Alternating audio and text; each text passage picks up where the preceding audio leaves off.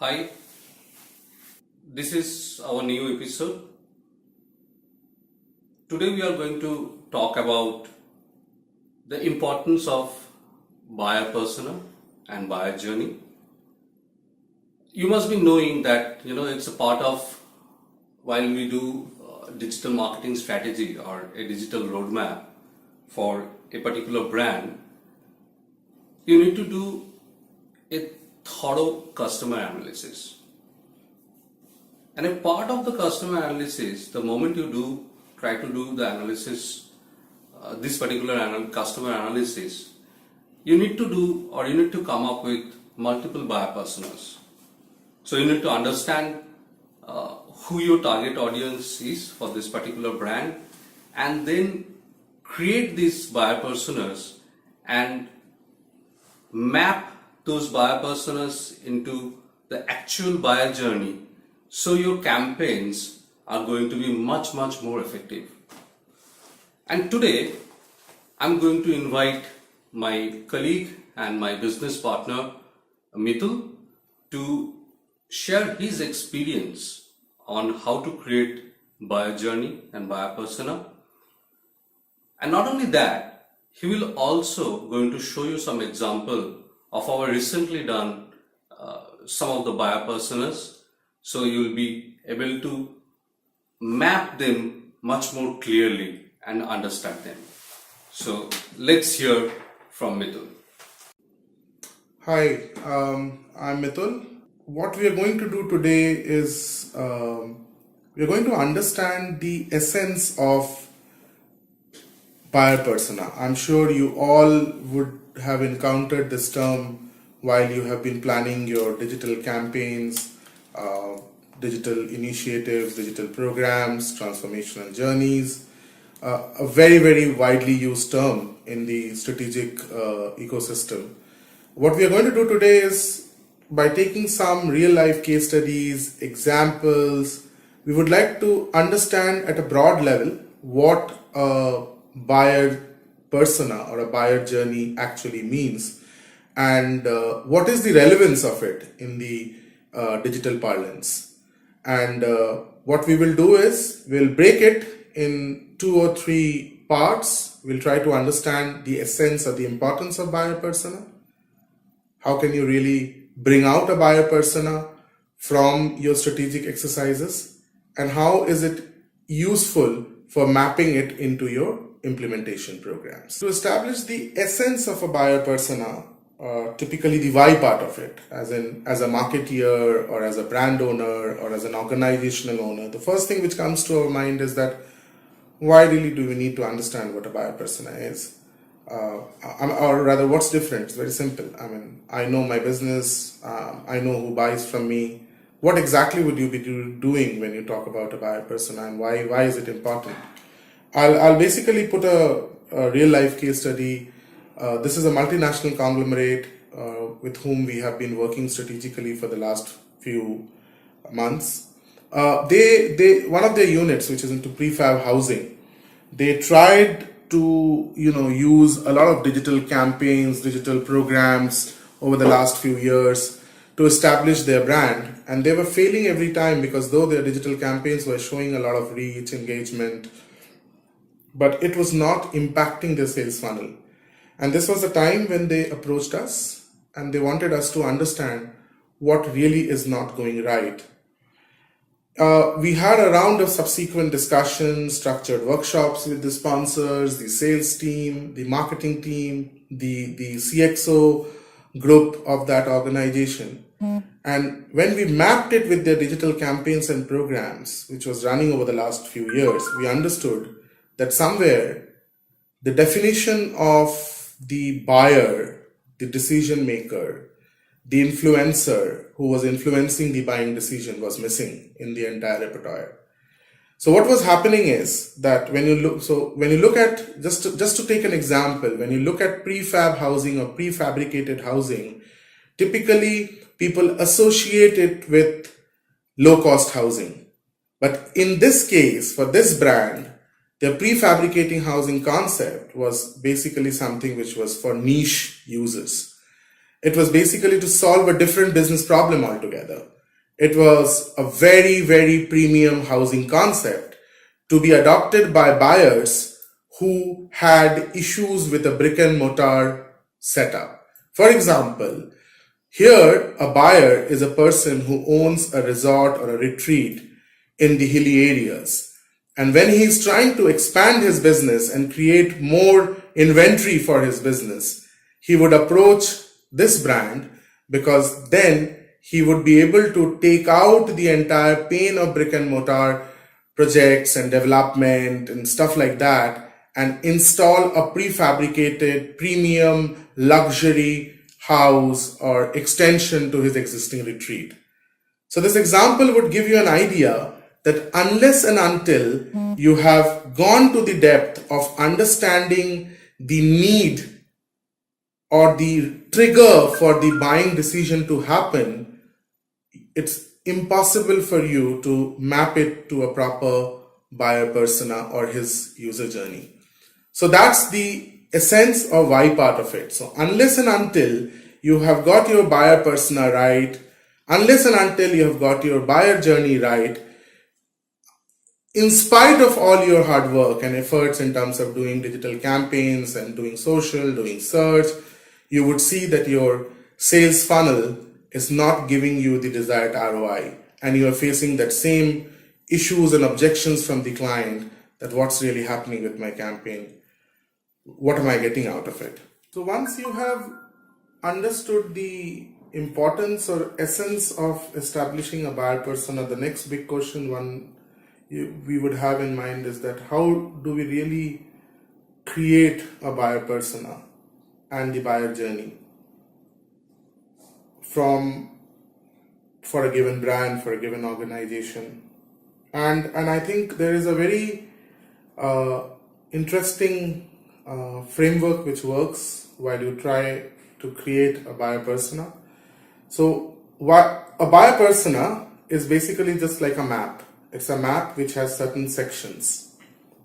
You all would be aware when you have a thought in mind, what you create is a mind map. Similarly, a buyer persona is a map which you start plotting with few attributes, and then over the time through your strategy and research exercises, it becomes more and more consolidated. So there are three key elements to a buyer persona or a buyer persona map. One is the attributes of the buyer. And when I say attributes are which demography does he live, what is his gender, what is the age, what is his or her job title, what is the kind of role is he or she playing in his or her organization. So these are attributes of your buyer which needs to be plotted one by one. The second section in a buyer persona is basically the functional map or the behavior of that particular buyer. And when you look at a behavior, you can map it with what we call as micro movements.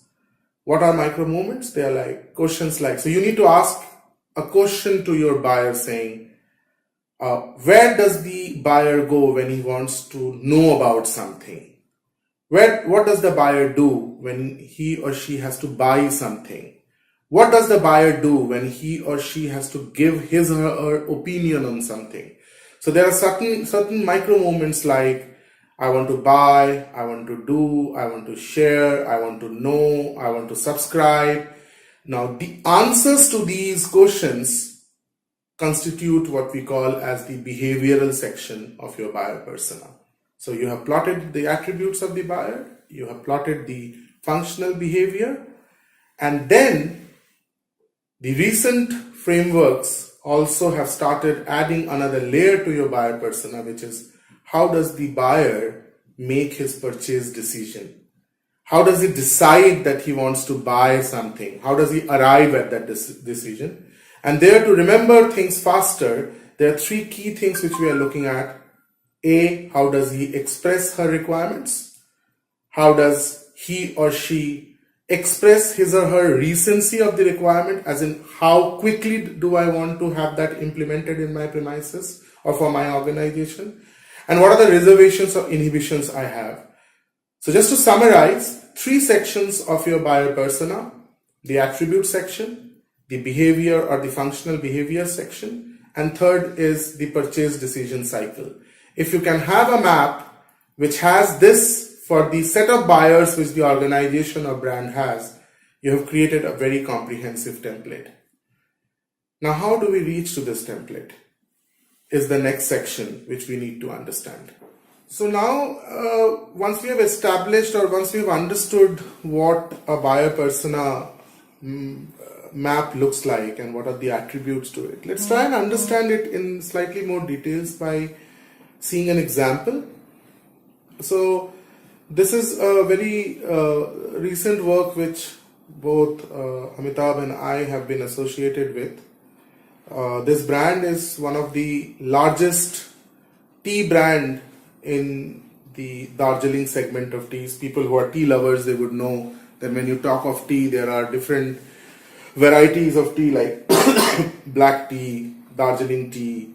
So this brand is basically one of the largest producers of Darjeeling tea in India. And they very recently have embarked on a journey into the online space. So this is a true transformational journey which we keep speaking of.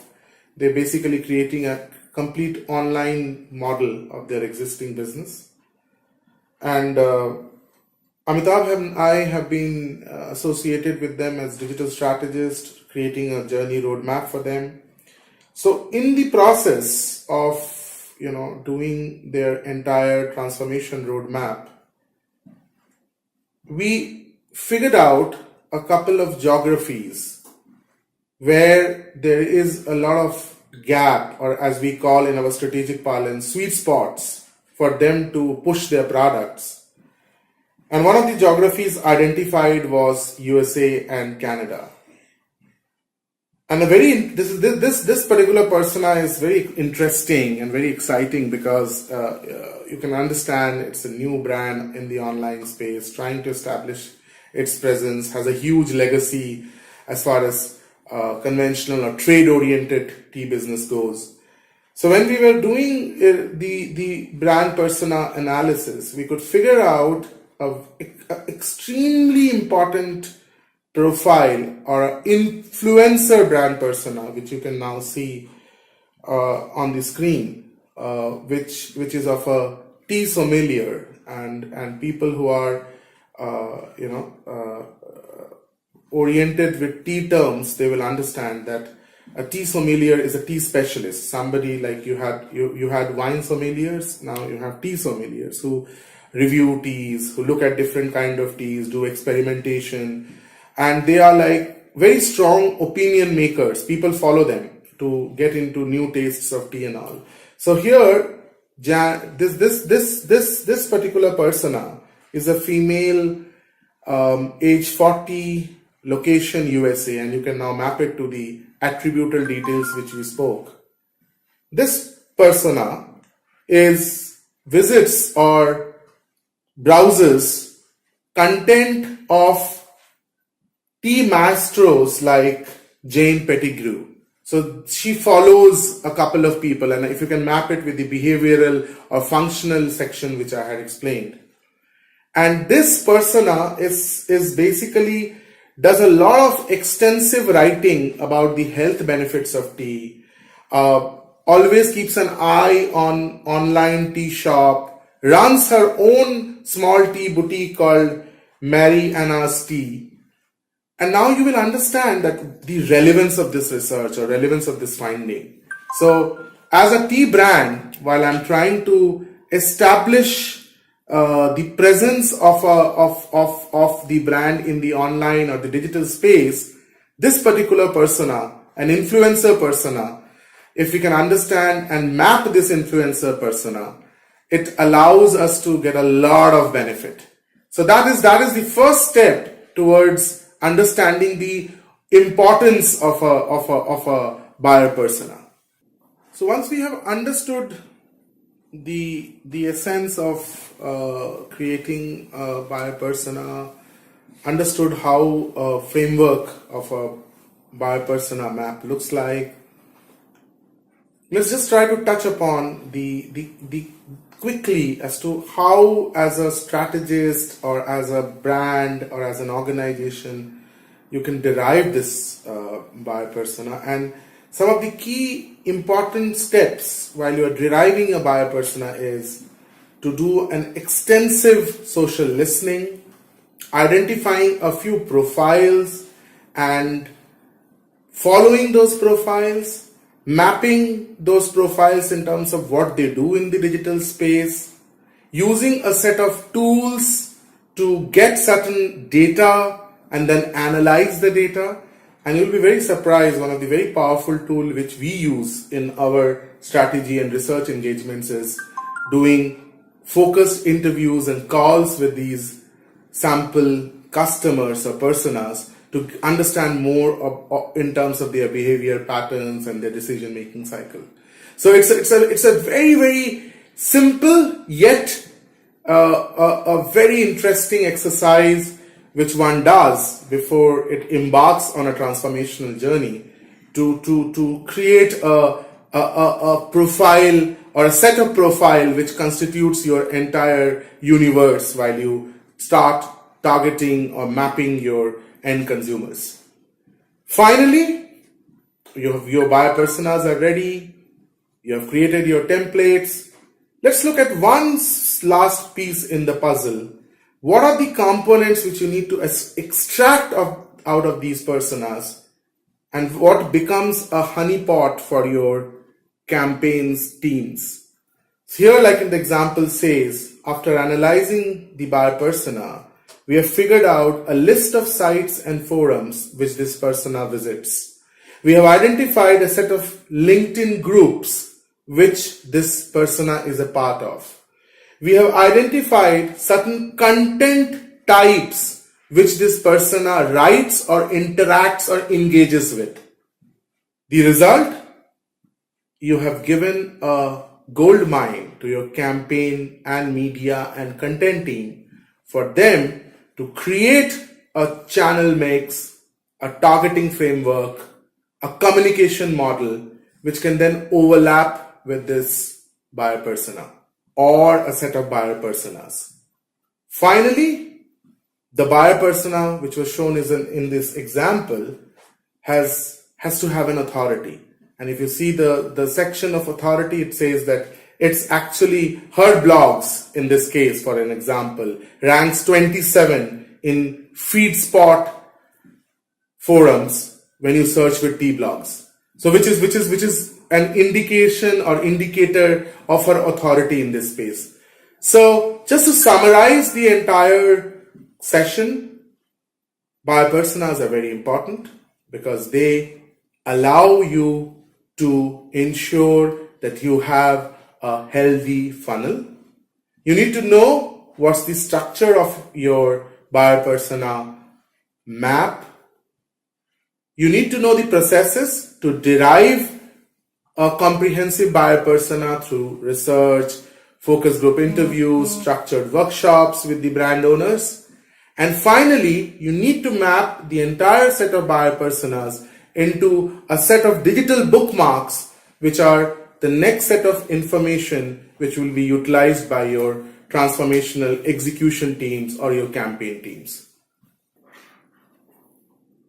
So guys, hope you have liked this session on buyer journey and buyer persona.